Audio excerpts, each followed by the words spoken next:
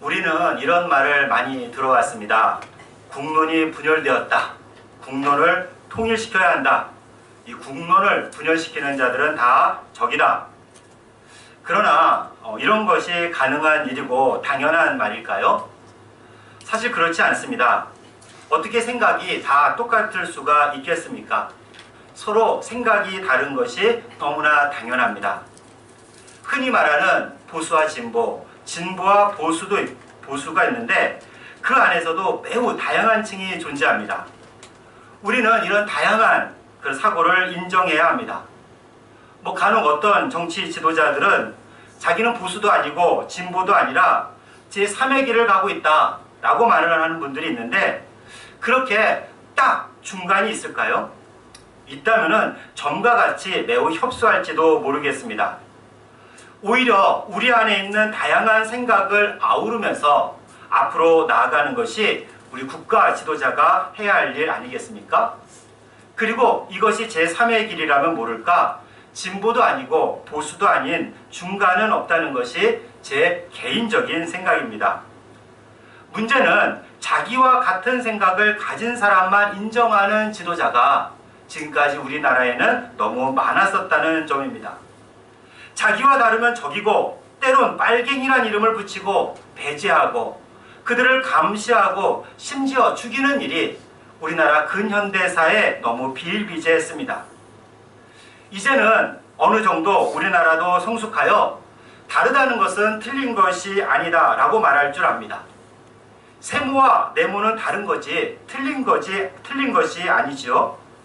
그럼에도 여전히 우리 사회는 자기와 다른 상대에 대해서 혐오하고 또 때로는 배제하는 일이 상당히 많습니다. 남자가 여자를 그리고 여자가 또 남자를 비장애인이 장애인을 또 소속이 다른 그런 다른 정치인들이 그러합니다. 교회도 마찬가지입니다. 교회가 하나가 되어야 한다는 말을 하면서 다른 의견을 무시해왔던 것도 사실입니다. 그렇다면 이것이 과연 성경적일까요? 이것이 하나님의 뜻일까요? 성경은 이에 대해서 무엇라고 말하고 있습니까? 오늘 하나님이 주시는 성서정과 신약성경 로마서 14장 1절부터 12절까지 말씀입니다. 로마서는 사도 바울이 기록했고 로마 교회에 보내는 편지입니다. 오늘 본문은 전체적으로 교회 안에서 의견이 다른 형제를 비난하지 말라는 내용입니다. 우선 1절과 2절 말씀을 우리 다 같이 함께 봉독하겠습니다. 1절과 2절 말씀입니다. 믿음이 연약한 자를 너희가 받되 그의 의견을 비판하지 말라. 어떤 사람은 모든 것을 먹을 만한 믿음이 있고 믿음이 연약한 자는 채소만 먹느니라. 아멘. 1절에서 믿음이 연약한 자가 나옵니다. 여기서 믿음이 연약한 자란 성품이나 의지가 연약한 사람을 의미하지 않습니다. 유혹에 쉽게 정복당하는 그런 사람을 말하지 않습니다. 오히려 너무 강경한 사람들이었습니다. 이를 올바르게 파악하기 위해서 당시 교회에 있던 사람들을 이해해야 됩니다. 당시 로마 교회에는 두 부류의 사람들이 있었습니다. 성도들 중에 자신이 갖고 있는 문화와 관습을 버리지 못하고 있는 사람들과 그리고 그것에서 자유한 사람들이 있었습니다. 가령 유대교에서 유대교를 믿다가 기독교인이 된 사람들 중에는 이런 사람이 있었습니다. 유대교에서 가르치는 음식물에 대한 규정과 또 여러 절기들을 그리스도인이 된 다음에도 여전히 지켜야 한다고 생각을 했습니다. 내가 예수님을 믿어 그리스도인이 되었지만 이런 음식 규정 또 절기 규정을 지켜야 올바른 그리스도인이라 생각을 했죠. 이런 사람들을 오늘 본문 1절에서는 믿음이 연약한 자 그리고 2절에서는 채소만 먹는 자라 묘사했습니다. 글자 그대로 믿음이 작고 먹는 것도 채소만 먹는 사람이 아니라 율법을 꼭 지켜야 한다고 주장했던 사람들입니다. 이와 반대로 말하는 사람들도 있었습니다. 아무 것이나 먹어도 좋다고 생각을 했어요. 2절에서 모든 것을 먹을 만한 믿음이 있는 사람이라 표현했죠. 이들이 생각하기에 그리스도인이 되는 것은 이런 규정을 지키는 것과는 아무런 상관이 없었습니다. 오직 믿음으로 구원받기 때문입니다. 그래서 그들은 음식 규정에 구애받지 않고 음식을 먹을 수 있었습니다. 이렇게 당시 로마 교회는 두 부류의 기독교인들이 서로 대립하고 있었어요. 모두가 예수님을 믿음으로 구원을 받는다고 말은 했습니다. 그러나 한편에서는 율법에서 금하는 음식을 먹어서는 안 된다고 주장을 했고, 다른 한편에서는 이제 그런 음식을 먹어도 괜찮다고 역설했습니다. 이뿐이 아니었습니다. 5절 말씀을 우리 함께 봉독하겠습니다. 5절 말씀입니다. 어떤 사람은 이날을 저날보다 낮게 여기고 어떤 사람은 각각 자기 마음으로 확정할지니라. 아멘. 음식 문제와 더불어 당시 교회는 절기 문제, 즉 날의 문제가 있었는데 이것이 쟁점이었습니다. 유대인들은 대대로 전통적으로 여러 절기를 철저하게 지켰어요. 유월절, 오순절, 장막절과 같은 절기가 그것인데 예수님을 믿어도 이런 절기를 지켜야 한다고 주장을 했습니다. 그가 유대인이건 이방인이건 말입니다. 이방인에게는 이런 절기가 생소했겠죠. 당연히 예수님을 영접한 이방인들은 이런 절기를 지킬 필요가 없다고 주장을 했습니다. 이렇게 먹는 것의 문제와 절기 문제를 가지고 로마 교회는 그 안에서 대립하고 있었습니다.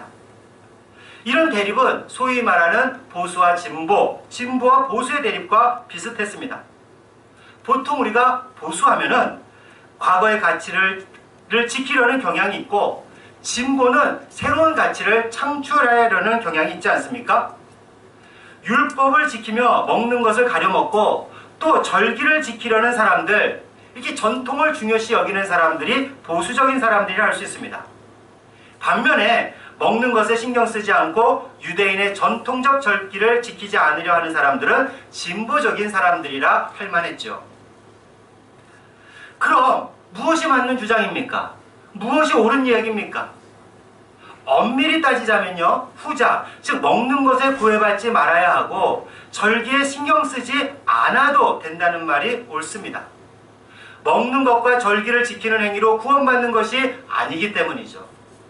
구원은 오직 믿음으로 받지 않습니까? 우리가 특별한 음식을 먹었기에 아니면 먹지 않았기에 그리스도인이 되는 것이 아니라 예수님을 나의 구세주로 믿는 자가 그리스도인이 되기 때문입니다. 무엇을 먹고 무엇을 안 먹고가 그리스도인이 되는 결정적 근거가 아닙니다. 믿음이 결정적입니다. 먹는 규정과 절기 규정을 지켜야 한다고 주장하는 측에서도 사실 이것을 부인하지는 않았습니다. 그들도 예수님을 믿음으로 구원을 받는다고 주장을 했죠. 그런데 사도 바울은 오늘 말씀에서 어느 쪽이 맞다, 틀리다 라고 규정하지 않았습니다. 그런 문제가 아니기 때문입니다. 본질적인 문제가 아니라 비본질적인 문제를 다루고 있기 때문입니다. 믿음으로 구원받는다는 것은 본질적인 문제이지만 음식이나 절기 문제는 비본질적인 문제이기 때문입니다. 다만 업신여기거나 비판하지 말라고 말씀하고 있어요. 우리 3절과 4절 말씀을 함께 봉독하겠습니다.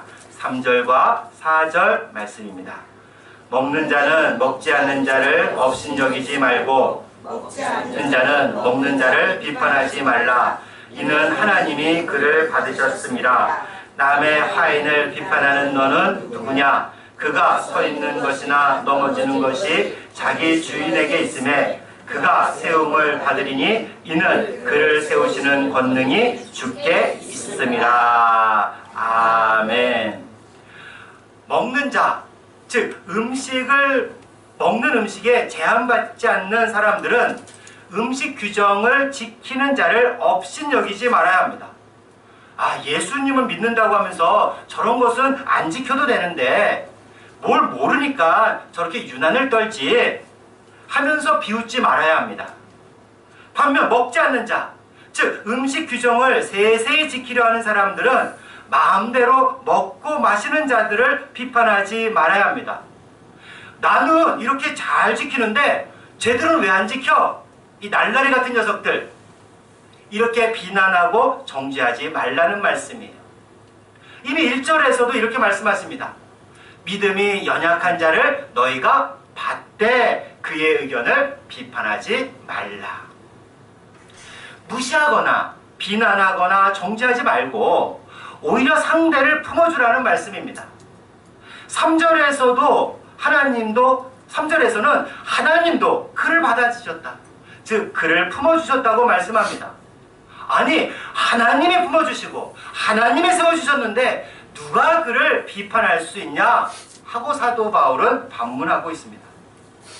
예를 들자면 유대인의 율법 규정에 따르면 돼지고기를 먹으면 안 됩니다. 그러나 이방인들은 오랫동안 돼지고기를 먹어왔죠. 그럼 그리스도인이 되면 돼지고기를 먹지 말아야 하는가? 그렇지 않습니다. 먹는다고 그들을 비난하지 말고 먹지 않는다고 교만하지 말아야 돼요. 다만 서로를 인정하고 품어주라는 의미입니다. 본질적인 문제가 아니라 비본질적인 문제이기 때문입니다. 더 좋고 더 나쁜 것이 무엇이냐의 문제가 아니에요. 그냥 서로 다를 뿐이지 틀린 것도 아닙니다. 오늘 본문은 우리 안에 있는 이런 다름을 인정하는 문제를 다루고 있습니다. 당시 로마 교회는 율법 규정에 따라 먹는 사람과 먹지 않는 사람들이 있었는데 둘 중 하나는 틀렸다는 것이 아니라 서로 다를 뿐이라고 말씀하는 거예요. 그리고 그 다름을 인정하라고 말씀합니다. 서로 비난하지 말고 인격적으로 모독하지 말고 포용하고 받아들이라 말씀하세요. 모두를 하나님이 품어주시고 세워주신 사람이기 때문입니다. 사도 바울은요, 무엇보다도 이 양쪽을 합쳐서 우리라고 부르고 있습니다. 7절부터 9절까지 말씀을 우리 함께 봉독하겠습니다. 7절부터 9절까지 말씀입니다. 우리 중에 누구든지 자기를 위하여 사는 자가 없고 자기를 위하여 죽는 자도 없도다. 우리가 살아도 주를 위하여 살고 죽어도 주를 위하여 죽나니 그러므로 사나 죽으나 우리가 주의 것이로다. 이를 위하여 그리스도께서 죽었다가 다시 살아나셨으니 곧 죽은 자와 산 자의 주가 되려 하심이라. 아멘. 여기서 우리는 누구입니까? 절기를 지키는 사람입니까? 안 지키는 사람입니까?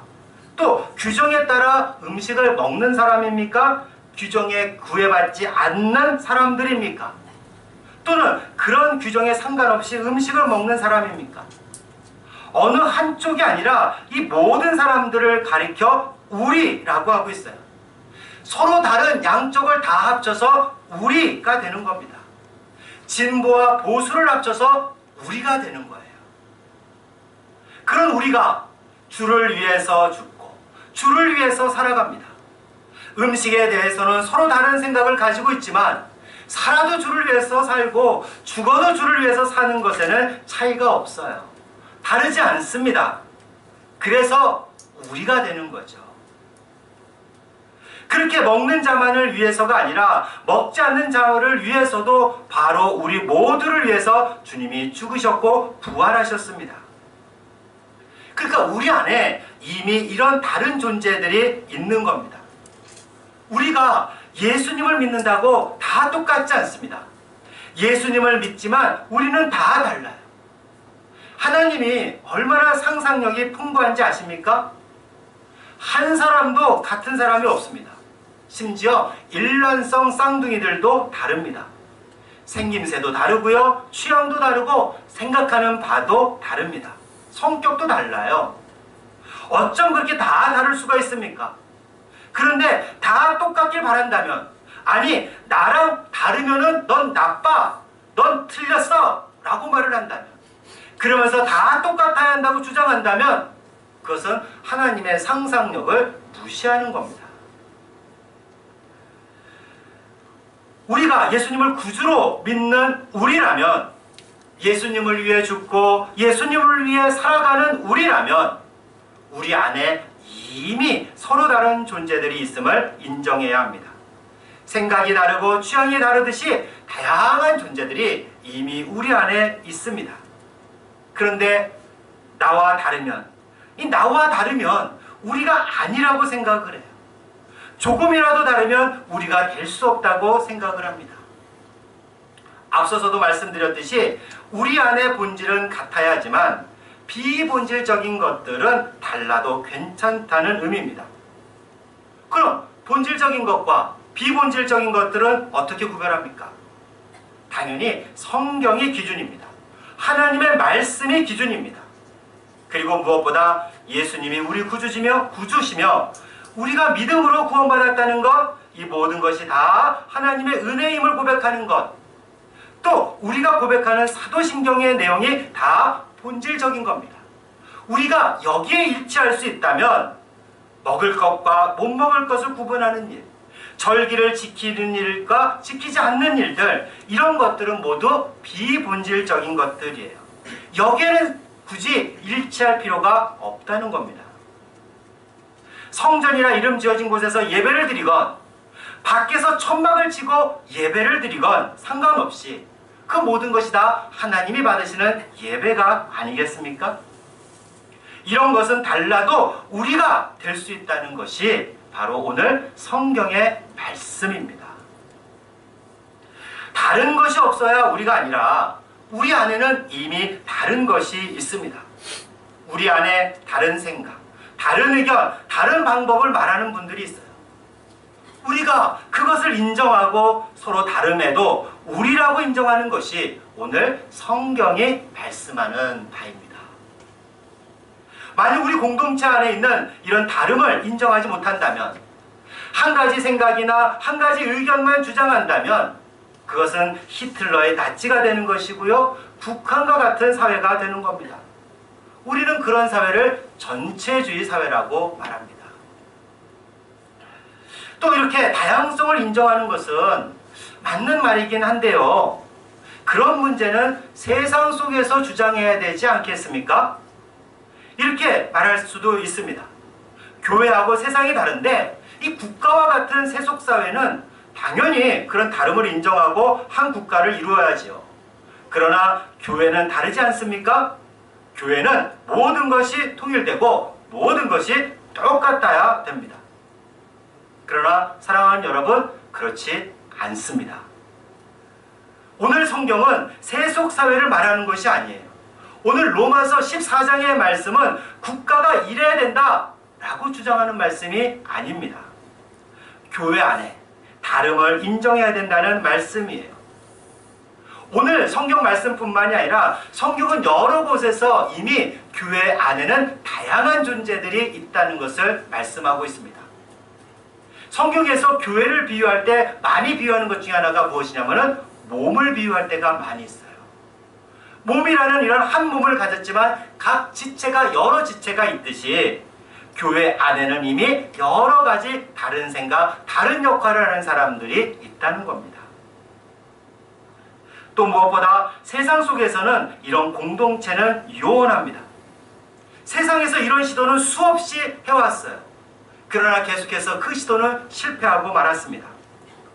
지금도 독일이나 프랑스 같은 유럽의 나라들은 상대적으로 이런 다름을 인정하고 있어요. 프랑스는 그래서 관용, 똘레랑스라는 것도 유명하지 않습니까? 그럼에도 불구하고 아직도 신나치주의와 같은 인종차별주의자들이 계속 끊이지 않고 있습니다. 이들은 자기만 우월하고 월등한 존재이고 다른 혈통은 다 열등한 존재이기 때문에 세상에서 없어져야 한다고 주장을 합니다. 미국의 트럼프 대통령도 백인 우월주의자에 불과합니다. 분열과 분리를 주장하지 않습니까? 다르면 우리가 아니라고 생각하고 그렇게 행동합니다. 우리나라의 많은 정치인들도 그렇습니다. 우리 안에 다름을 인정하지 않으려 합니다.